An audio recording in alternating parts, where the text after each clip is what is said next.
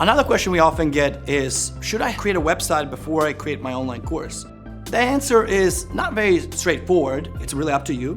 But here's what I think on that. Website is important, but what's the purpose of the website? What are you gonna do with that website? If you know you're gonna create a course and you know you want to offer that product and start selling it, I would say create a course first and then create a website where you're gonna host that course so you can make that sale. Often people spend so much time, money, and effort, create this beautiful website, and crickets. Nobody comes, they're not promoting, there's nothing to buy. Even if they come, they're like, hey, it's imagine like I created opened the store, I paid rent, and then people come in, they're like, what are you guys selling? What are you guys offering? Oh, nothing right now. We just opened the store.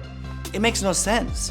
So what I would suggest is that you have a product. And even if it's not an online course, maybe offer coaching, maybe a book, whatever that is. But obviously for us, it's online course. Because a digital product, you don't have to ship anything. You can charge higher prices. So what I would say to that, don't waste your time and money on something that's not gonna bring you any income.